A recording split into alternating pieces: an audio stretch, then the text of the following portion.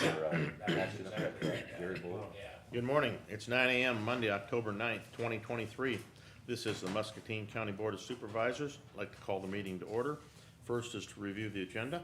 Move to approve as presented. Second. Motion by Jeff, second by Kurt. All in favor signify by saying aye. Aye. Opposed? Motion passes. Next is discussion regarding 2023 equalization order with County Auditor Tybee Vanderlinden. Morning, Tybee. Okay, good morning. Randy's fees, our assessor, is at state school this week, so he left me the full information. It was in your packet to review. As you would recall, on September 11th, Randy was here and presented to the board, or just made a statement to the board that he was expecting this order, equalization order, to come from the state, and that it would be 6%. Those notices were sent out to everyone in those residential classes and arrived in our mail about 2 weeks ago now. I understand there's been a lot of questions. A summary of how this occurred is the original assessment notices that the assessor's office sent out, which was in April or May, what we received, those showed a 10% increase. And that was based on the real estate market and information that the assessor's office had at that time. As Randy's statement shows,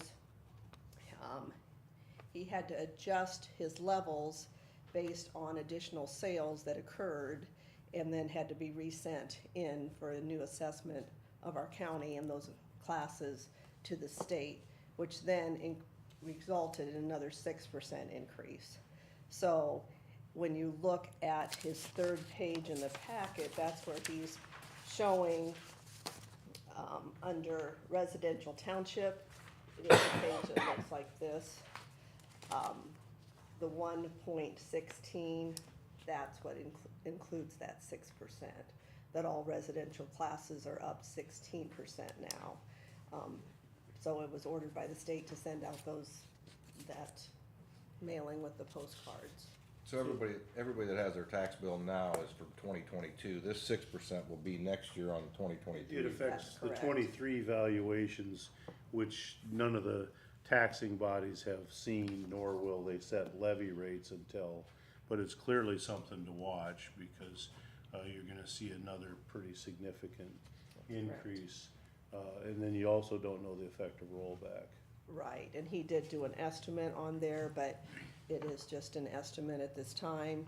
And so, you know, it looked like we were missing in the initial analysis roughly 30% of the sales data. So where does that sales data come from, and then how do we make sure that doesn't happen again? Where does that, you know, what's that gate? Who's the gatekeeper? It was just timing with deeds that were recorded with the, recorder's office and how real estate sales had occurred. So there's a timing issue, so the sales that are recorded, is it a delay of the recordings, or what is it? I mean, I don't understand it, because through what He just date? picks a date and time, and everything recorded to that point is considered. After that date and time, more come in, he resubmits, and that's where we're at. So Yes. it's not anything more than a date and time. So if you see on his third paragraph on his cover sheet, after the informal review, the Board of Review period ended in May of 2023. And then with all of the combined adjustments, we also ended up with another 115 sales for a total of 599 residential sales. That was through the month of May, basically. In our office, we do a cutoff at June 1st so that taxes can begin to be set, and there aren't, but for the assessor's office, they have to do an informal review, submit that to the state, and then had there not been a very small number of sales, that informal review would have held, but since there were additional sales, Okay, had so to they pull resubmit. data, do an informal review, and that's not really the drop dead date. The drop dead date is like June 1, and then so all the sales that happen between then, they pull the informal to there. Yes. And everybody that watches the real estate market here at all knows it's been on fire for the last 2 years, probably, right? I mean, properties are selling like hotcakes and selling over selling at crazy numbers because of the shortage. Okay. All right. Okay, very good. Well, I've received numerous calls on it, and I told I've kinda tried to explain that to people. This is your 23 valuations, which taxes have not yet been set, but be prepared, because we'll talk to your taxing bodies to make sure that they're, living with less. Yeah. Okay. Okay, very good. Next is discussion and possible action to accept the following reports. First is County Recorder's Report of Fees Collected for the quarter ending September 30th, 2023, on the amount of $58,592.35. I'll move to approve. I'll second. Motion by Jeff, second by Danny. All in favor signify by saying aye. Aye. Aye. Opposed? Motion passes. Next is Muscatine County Sheriff's Office Civil Department's Report of Fees Collected for the quarter ending September 30th, 2023, in the amount of $21,882.86. I'll move the approval. Second. Motion by Jeff, second by Kurt. All in favor signify by saying aye. Aye. Aye. Opposed? Motion passes. Next is County Auditor's Report of Fees Collected for the quarter ending September 30th, 2023, in the amount of $663.56. I'll move the approval. Second. Motion by Jeff, second by Danny. All in favor signify by saying aye. Aye. Aye. Opposed? Motion passes. Next is County Treasurer's Report of Fees Collected for the quarter ending September 30th, 2023, in the amount of $737,975.10. I'll move the approval, but I wanna put Kayla on the spot a little bit. Kayla, do you recall what the treasurer budgeted for interest income for the year? I mean, I'm guessing, cause we set budgets roughly 18 months. Nobody foresaw the interest that we're seeing now. I seem to think she had about 400,000 in total annual interest. And, she's exceeded that in one quarter here, so, do those funds go back to the general? We'd have to issue a budget amendment? They go back to the general fund, and we will do a budget amendment on it. Revenues aren't a huge, we don't have to stay within what we budgeted revenue-wise, it's more expense. It's the what we have expense to- side. yeah, but- so, but- we will amend that. But her office doesn't have authorization to increase expenditures beyond budget now that she's getting a windfall in interest, so that'll come back to the board. So any disbursement of those funds is controlled here or put into the general fund, hopefully for future years' tax relief. All right, thank you. I'll second. Second by Kurt. All in favor signify by saying aye. Aye. Aye. Opposed? Motion passes. Next is discussion and possible action to approve the minutes of the October 2nd, 2023 regular meeting. I'll move the approval. I'll second. Motion by Jeff, second by Danny. All in favor signify by saying aye. Aye. Aye. Opposed? Motion passes. Correspondence. Jeff, do you have anything? I'll put it as correspondence on the 3rd. I received an email from a local landowner, a couple of them, and they're asking for a road vacation down on the island, so to speak, and I forwarded it to Brian. I think it's something that we would wanna definitely consider. They're having issues with, the types of people that wanna camp in those areas and maybe shouldn't be there, and some of the issues, so, and it sounds like all the neighbors agree. Then on the 4th, I attended the Clean Grid Alliance event in West Liberty called Solar 101. It was a very informative session. They did a great job. I would say, kind of a questionable selection of time and date. Not a lot of attendance. I think pretty much news media, and I think Kurt, Danny, and I were there, and I didn't see a whole lot of other folks. But it was very informative, very interesting. That's it. Okay. So based on that, I got a lot of questions for Eric that we'll wanna talk about going Yeah. forward. Yeah. I just had several conversations in regard to the gun range is all I had. Danny? I also had a few calls and texts on the shooting range, and we all had that email from Thomas Bean, update on Iowa's solar wind ordinance, which might have been in that other deal. That's all I had for correspondence. Okay. Kurt? I had the same, I went to the Solar 101 with Jeff and Danny. Okay. Committee reports. You have anything, Jeff? Nothing to report. I had nothing. Danny? October 4th, I went to, with the chamber ribbon cutting for exit realtor, and then on the 4th that night, that, clean energy solar grid that the rest of us went to. That's all. Okay, Kurt? Nothing? Next is items with the administration office.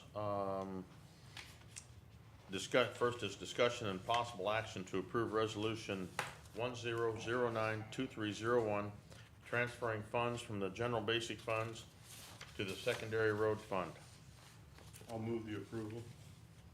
I'll Second. Motion by Jeff, second by Kurt. This is a roll call vote. Jeff? Aye. I vote aye. Aye. Kurt? Motion passes. Next is discussion and possible action to approve resolution 10092302, transferring funds from the rural services fund to the secondary road fund. I'll move the approval. I'll second. Motion by Jeff, second by Danny. This is a roll call vote. Jeff? Aye. I vote aye. Danny? Aye. And Kurt? Aye. And I would note on that, the transfer on from the general fund was 300,000, and that's based on the statutory limit that this board can transfer to secondary roads of 1/8 of 1 cent or something per whatever. Yeah, So we'll Okay. do another transfer, after, let's see, probably in March. yeah. Okay, We'll do the second half of it. okay. Is there anything other, from the administration? Okay. Next is receive information from county employees.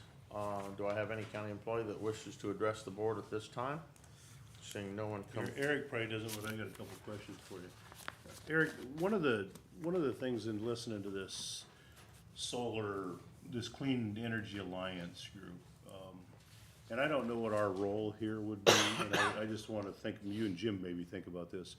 They brought up and talked about some horror stories with some of these alternate energy things and different things about leases, and what should be in a lease and what shouldn't be in a lease, and what leases should cover, you know, where taxpayers get surprised with improvements put on their property and then get big bills, tax bills, and then if it's not covered in the lease, who's responsible? Guess who's responsible? The landowner.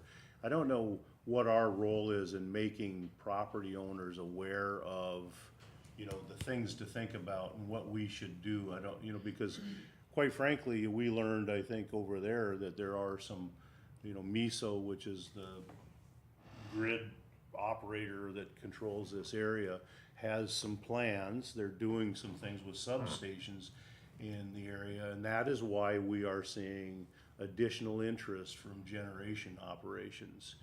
There's 2 substations that are slated for upgrades, as I understand it, and so these developers now have an area where projects could be approved and they could get energy to the grid, so to speak. So we're gonna see more of this, and I just wanna make sure landowners have like a checklist of things, cause this will be like anything else. There will be good developers and there will be not so good developers, and I wanna make sure our landowners are informed and ready.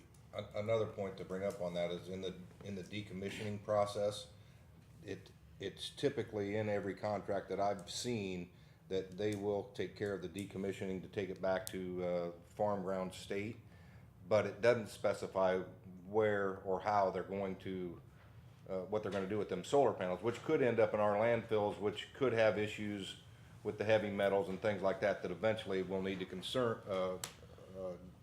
approach to make sure that our ordinances handle that. Yeah, a couple of you might recall when we adopted, our most recent was our commercial solar.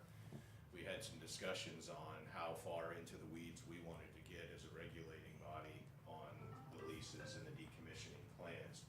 The companies are required to submit a decommissioning plan, but the discussion and decision of the board that adopted the ordinance amendment at the time was that the landowners, that it was the board's recommendation that they confer with their individual legal counsel in reviewing these leases and their own protection, that we didn't want to wade too much into, you know, the thought process being that the landowners should have some skin in the game and should have their own individual counsel look at these issues and help them safeguard themselves. But it's, you know, so that's kind of where it landed. We did not get into the weeds in dictating individual lease agreements between the landowners and the companies. Yeah, and, you know, I think, that's kind of what I believe, but I also think that there are, you know, if I just kind of ponder this a little bit, I think that, you know, any resource we can connect a landowner to when they get approached, you know, this group, and, you know, there were 3 groups represented there. There was the Clean Energy Alliance, you know, like Iowa Land and Water, I could get the names but there are contacts and there are individuals in those organizations moving about the area, and they're obviously advocates for clean energy, but they're also to serve as resources, you know, like they offered, there was a gentleman at the meeting that's not a part of these, that's in a nonprofit, and what he offered was, he would offer a legal review of all of our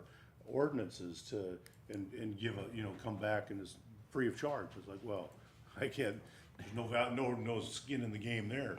So I think these are resources that are out there that if we could make landowners aware of, or somehow try to get that word out, if these, because they're out there hunting for ground, you know, right now. Well, like on the decommissioning process, if you go to your attorney to go over the contract, which is, that's the process, they'll make sure to protect you and make sure the decommissioning's done for you, but the impact it may have on the county if all those panels end up in our landfills, if that's a concern, which I'm hearing it could be, that we may need to consider something like that. And I don't know if that's a landfill policy that our solid waste commission would wanna put something in place, cause, you know, the guy, I don't remember, he was an old Iowa legislator from up north, up in the Waterloo area, said, you know, many of these now that they serialize these panels and they know the manufacturer, and many of the developers are requiring the manufacturer to take them back at end of life, so that they get recycled and reused.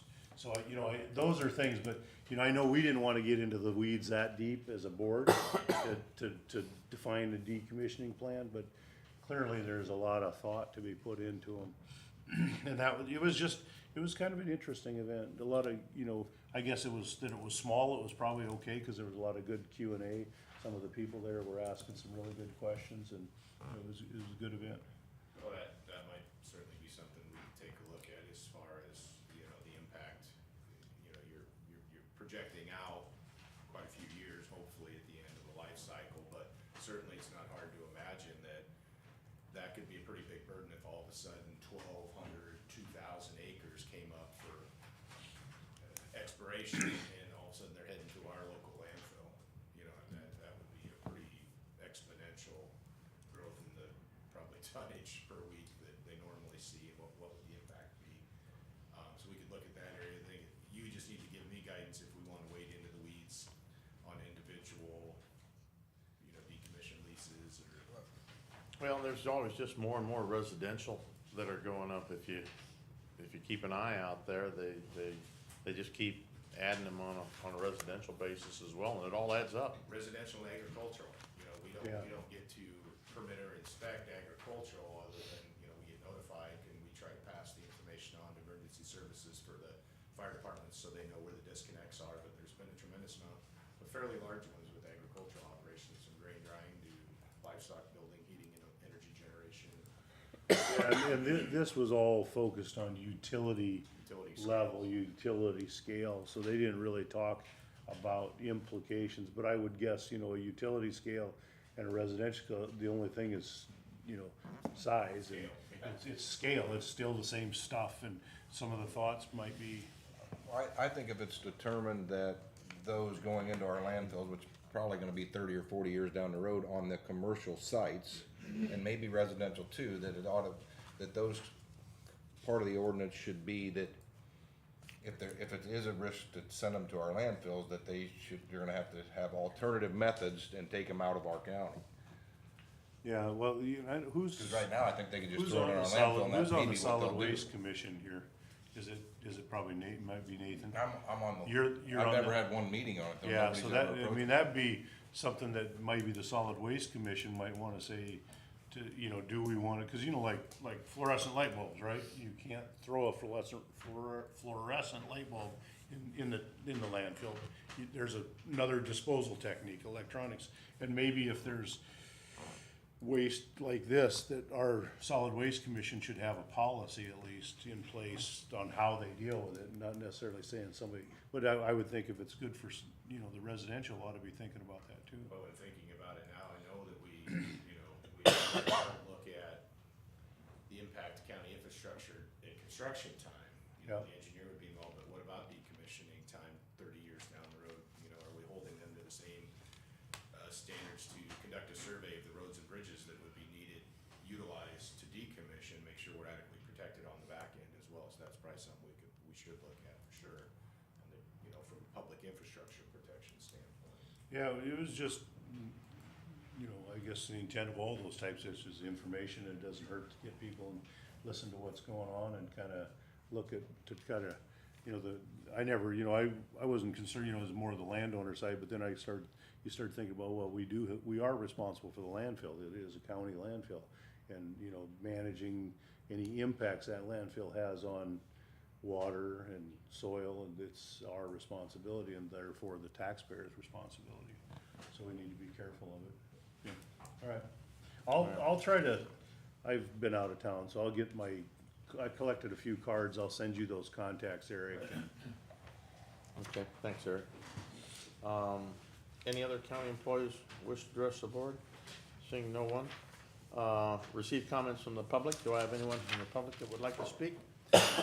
Step to the podium, state your name and address, please. Jerry Carson, 2440 Edgewater Road. Mainly just came to find out, I saw the meeting where you said you're gonna have a meeting with all the residents about the bridge. I was just curious if you guys had made any headway and had an idea when that might be. It's October 25th. October It'll 25th. be at the Conservation Center. Okay. Discovery Center, I haven't got a confirmation from Nancy on time and I didn't see the time, but I know it's the 25th. she was, yeah. Okay. I think they're thinking about the evening, right? Yeah, trying to set it in the evening so everybody could come and be there, Okay. and we'll get an agenda formulated and put it out. We had a big fish fry last night. A bunch of people were there and everybody was asking. I said, well, I got nothing to do. I'll go ask. So, Yeah. are you gonna send people notices? Yeah. Okay. Perfect. Thank you. Thank you. Do I have anyone from the public that wish to address the board? Seeing no one come forward, it is 9:24 and we are adjourned.